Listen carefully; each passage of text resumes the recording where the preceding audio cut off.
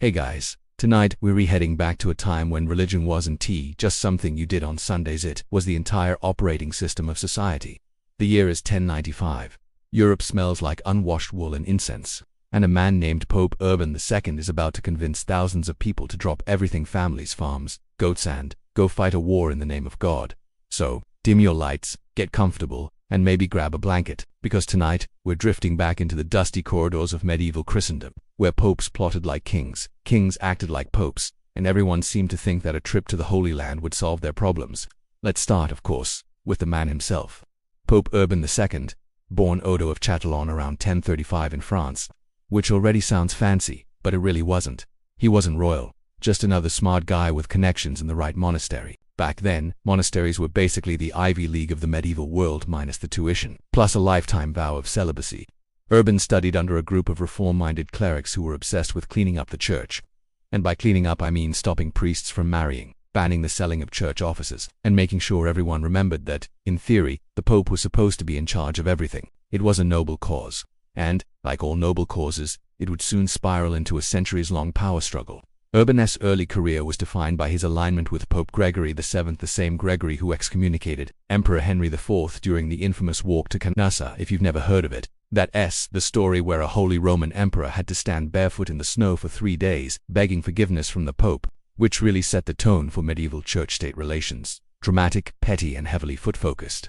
Urban loved that kind of moral authority. He was a believer in what historians call papal supremacy, basically, that the Pope had the right to boss around kings because God said so, and Urban took that belief to heart. When Gregory died, the papal throne was in chaos. 2 popes claimed the title at once, which was awkward even by medieval standards. Urban ended up being elected by the Reformed faction in 1088, but he couldn't even enter Rome because an anti-pope and his supporters were already squatting there. So, for a few years, the literal pope was homeless. Imagine being the head of the Catholic Church and not even having access to the Vatican. Urban spent the early part of his papacy wandering southern Italy, sending letters, holding councils, and waiting for the chaos in Rome to calm down. He was pope without a city, kind of like if the president had to work out of a Motel 6 for 4 years. But Urban was patient, and, more importantly, he was political. By the early 1090s, Europe was well, a mess. Nobles were constantly fighting each other, sometimes over land, sometimes over insults, and sometimes just because they were bored. The average knight had 2 main skills: killing people and drinking wine. And since there wasn't a steady supply of wars, they spent their downtime terrorizing peasants. Urban saw this and thought, maybe we should redirect that energy somewhere else. And that's where the Holy Land comes in.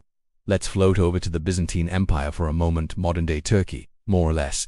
The Byzantine emperor at the time was Alexios I Komnenos. His empire had been taking hit after hit from invading Turkish forces. They'd lost most of Anatolia, which, for the record, was kind of important. So Alexios sent a letter to the Pope asking for help. Not a crusade, not a holy war, just some Western mercenaries to fight off the Turks. Urban saw this as an opportunity. Helping the Byzantines was nice, sure, but the real prize was bigger. He could unite the warring nobles of Western Europe under one cause. Expand papal authority, and if all went well, bring the Eastern and Western churches back together after their split in 1054, a win-win-win. So, in November of 1095, Pope Urban II called a council at Clermont, in France. It was supposed to be a normal church meeting, some reforms, some speeches, probably a few awkward silences. But then Urban stood up and gave a sermon that would change everything. We don't have the exact transcript, because medieval chroniclers loved to improve speeches after the fact, but the general idea went like this. Christian brothers, the Holy Land, Jerusalem itself, is under attack. Your fellow Christians in the East are suffering. The infidels defile the sacred places. You, noble knights, have fought each other for too long. It's time to fight for God instead. And the crowd supposedly erupted. People shouted Deus vult, meaning God wills it, which is Latin for let's go on a very long, very ill-advised road trip. It's one of those moments that's become legend. Historians still argue about what Urban actually said, but what matters is what people heard. A lot of restless knights suddenly had a divine excuse to leave home, get adventure, and maybe some land. Peasants saw it as a ticket to heaven. Merchants saw business opportunities, and Urban saw his dream coming true. Christendom united under the papal banner. Of course, like most grand plans, the execution was complicated. You see, Urban didn't expect the masses to take his speech so literally. He envisioned a controlled, noble-led expedition, a disciplined army of Christian warriors. What he got instead was something between a spiritual festival and a stampede. Within months, tens of thousands of people, nobles, peasants, monks, even children started marching east, often without supplies or any idea where they were going. Peter was unique, a barefoot wanderer who preached with fiery zeal and smelled like divine neglect. He claimed he was personally commanded by God to lead this holy mission. Crowds adored him. People followed him out of sheer enthusiasm, like medieval groupies. Unfortunately, enthusiasm doesn't feed armies. The People's Crusade quickly devolved into chaos. They pillaged their way through Europe, got slaughtered by locals who weren't exactly thrilled about this holy mob, and when they finally reached Asia Minor, the Turks annihilated them.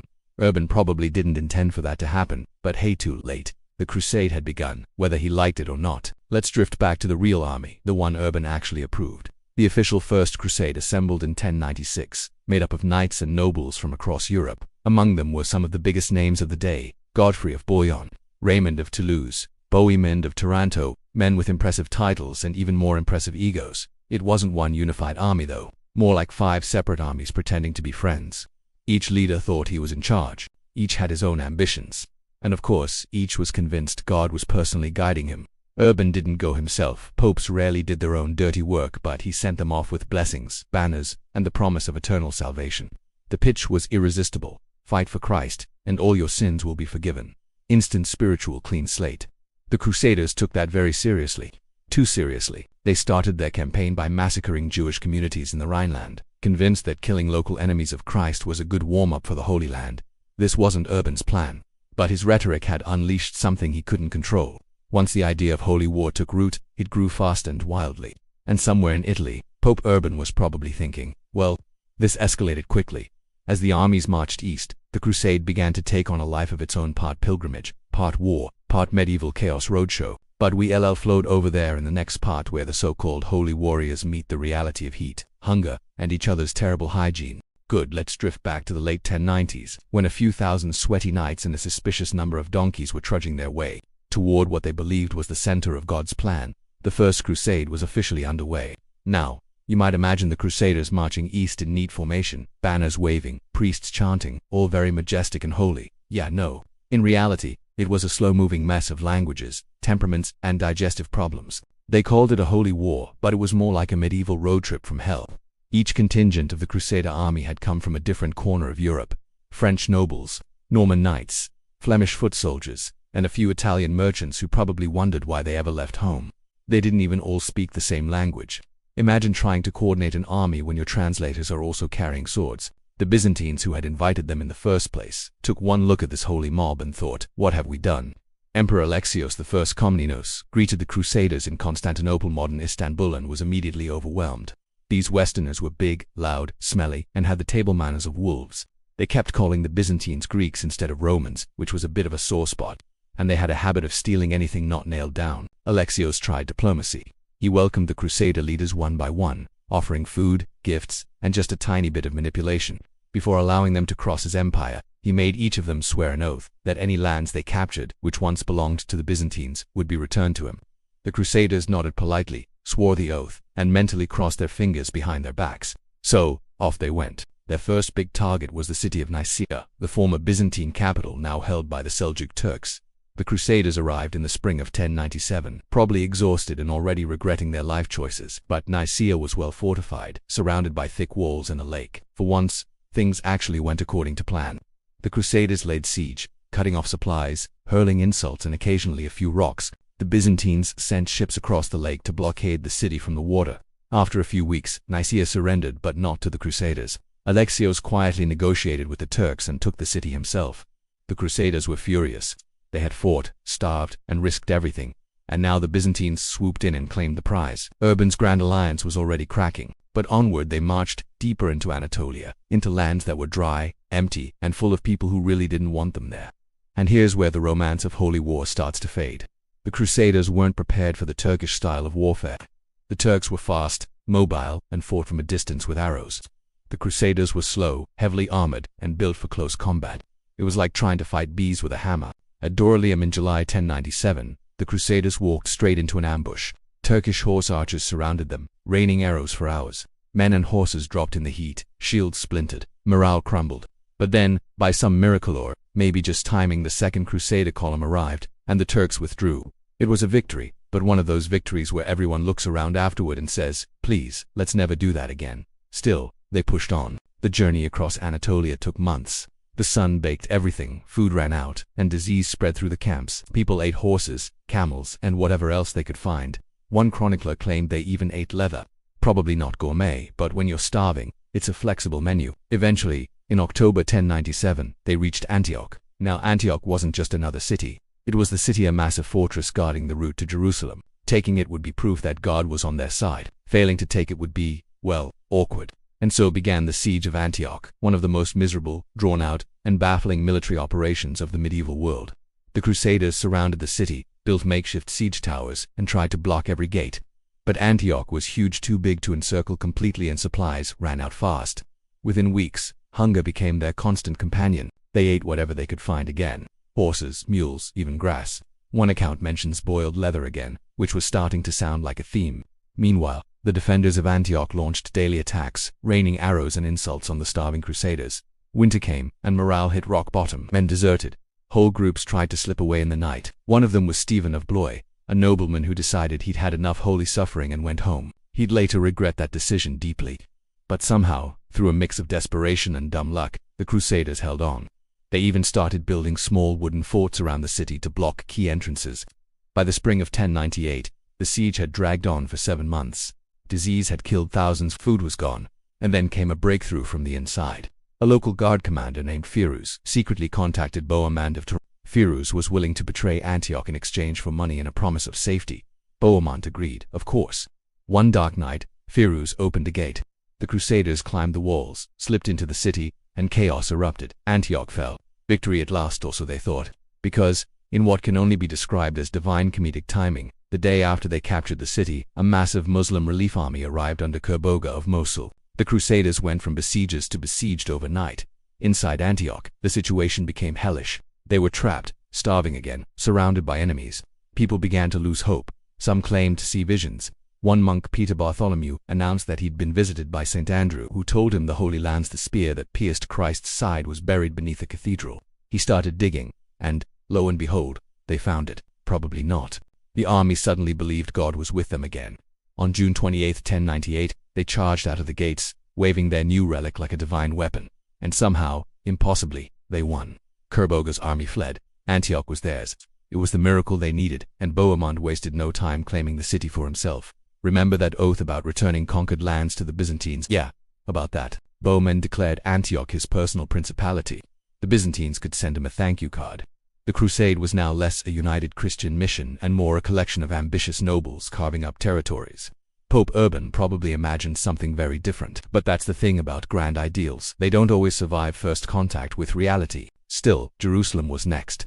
The Crusaders were battered, starving, and spiritually exhausted, but the holy city was only a few hundred miles away. So, let's float forward again toward the deserts of Syria, where faith, fatigue, and the promise of salvation would finally collide at the gates of Jerusalem. Tonight, we're still trudging through the dust of the late 11th century, following a half-starved, half-inspired army of pilgrims who somehow still believed they were on a divine mission. The Crusaders had survived years of war, disease, famine, and their own terrible decision-making. They'd lost most of their horses, most of their friends, and all sense of hygiene. But after the victory at Antioch in 1098, something dangerous returned: confidence.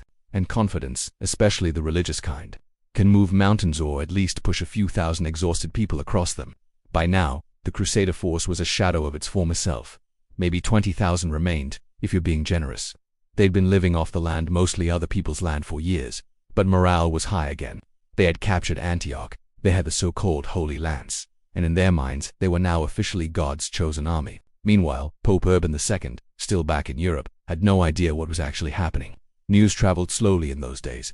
He probably thought the Crusaders were still somewhere near Constantinople. If only he knew how many of them had died, defected, or started small kingdoms along the way. But the surviving leaders, Godfrey of Bouillon, Raymond of Toulouse, Tancred, and the ever-ambitious Bohemond, had their eyes fixed on one goal: Jerusalem. There was, however, a small problem. The Crusaders didn't have enough food, money, or horses to make the journey. And most of the lands between Antioch and Jerusalem were controlled by people who weren't exactly thrilled about hosting an army of unwashed Westerners. Still, onward they marched. In early 1099, they crossed into what is now northern Syria, traveling through ruined towns, barren plains, and endless dust. The chroniclers write about unbearable heat, thirst, and the constant smell of death, both human and animal. The road was littered with bones, but every hardship was met with the same explanation: It was God's test. If they suffered, it meant they were on the right path. Let's float for a moment into the mind of one of these crusaders. Imagine you've been on the road for 3 years. You've seen your friends die. You've killed strangers for bread. You've prayed every day, mostly out of fear. And now, after all that, you're retold that the gates of heaven literally depend on you reaching a city you've only heard about in church sermons. No pressure.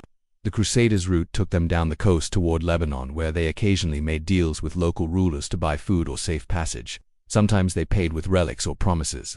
Sometimes they paid with swords. They eventually reached Tripolino, not the Libyan one. The other Tripolians spent weeks there resting and gathering supplies. The city's ruler, Fakir al-Mulk, wisely decided to negotiate instead of fight. He provided ships, guides, and food in exchange for peace. A practical man in a world of fanatics. By June 1099, the Crusaders reached the outskirts of Jerusalem. Now, here's the twist. The city wasn't under the same Turkish control they'd been fighting for years. It was held by the Fatimid Caliphate Muslims from Egypt who had only recently taken it back from the Turks. In other words, the Crusaders were about to attack people who probably didn't even know why Europeans suddenly cared about their city. The Crusaders set up camp outside the walls, staring at the city they'd heard about their whole lives. For many, it was their first glimpse of Jerusalem, the city of Christ, the place of the resurrection, the spot every sermon pointed toward, and it was not what they imagined. The walls were tall, the gates were closed, the defenders were armed, and as usual, the Crusaders had almost no supplies. The siege began. The summer heat was brutal. The Crusaders ran out of water almost immediately. Men collapsed from dehydration. Animals died in the fields. Some knights reportedly rode miles to find puddles, scooping up muddy water in helmets. But nothing stopped them. They believed God had brought them this far and wouldn't abandon them now. They built siege towers, massive wooden structures to climb the walls, but to do that, they needed wood. And since the area around Jerusalem is famously lacking in forests, they started taking apart their own carts, houses, and even ships disassembled on the coast. It was a siege built on scraps and desperation. Then, something happened that every medieval army prayed for: morale fuel. A priest named Peter Desiderius claimed that Jesus himself had appeared to him in a vision, promising victory if the Crusaders marched barefoot around the city in penance. So, naturally, they did it. Hundreds of barefoot men walked in the dust around Jerusalem's walls, praying, chanting, and sweating in the heat while the defenders watched in confusion from above. Imagine looking down from your battlements and seeing your enemy perform a barefoot religious parade around your city. You'd probably just go, "What are they doing now?" And yet, it worked. On July 15, 1099, after weeks of siege, the Crusaders launched their final assault. They pushed their towers up to the walls. Godfrey of Bouillon led the charge. Arrows rained down. Fire spread, and by midday, the Crusaders broke through. They poured into the city, and what followed was chaos. The chroniclers describe it in glowing terms, calling it divine justice. In reality, it was a massacre. Muslims, Jews, and even Eastern Christians were slaughtered. The streets reportedly ran with blood, though medieval writers loved a good exaggeration, so take that with a pinch of salt. Still, it was a grim end to a holy mission. And yet, for the survivors, it was the moment of triumph. After 4 brutal years, after deserts, hunger, betrayal, and death, they had reached Jerusalem. They fell to their knees and wept, praying in the Church of the Holy Sepulchre. Pope Urban never lived to hear the news. He died just weeks after Jerusalem fell, never knowing that his call at Clermont had actually succeeded, or how bloody that success was. The Crusaders, meanwhile, set about creating something new, the Kingdom of Jerusalem. Godfrey of Bouillon was offered the crown but refused to be called king in the city where Christ wore thorns. Instead, he took the title Advocate of the Holy Sepulchre, which sounds humble until you remember he basically ruled everything anyway. Soon, the Crusader states would spring up across the regions, more fragile kingdoms clinging to the coast surrounded by enemies. And the idea of holy war, once just a sermon, had become a permanent part of Europe's imagination. Let's float a little higher now, above the walls of Jerusalem, above the dust, above the smell of blood and incense, and look at what this moment really meant. For medieval Europe, it was a victory ordained by heaven. For the Islamic world, it was the beginning of centuries of conflict. For Pope Urban's church, it was proof that spiritual authority could move armies, and for the countless ordinary people who lived, suffered, and died in the process, it was just another reminder that faith, when mixed with politics, rarely leads anywhere peaceful. And that, in its own tragic, ironic way, is how the Holy War was born. Hey there, still awake? Perfect. Let's drift deeper into the quiet aftermath of all that holy chaos.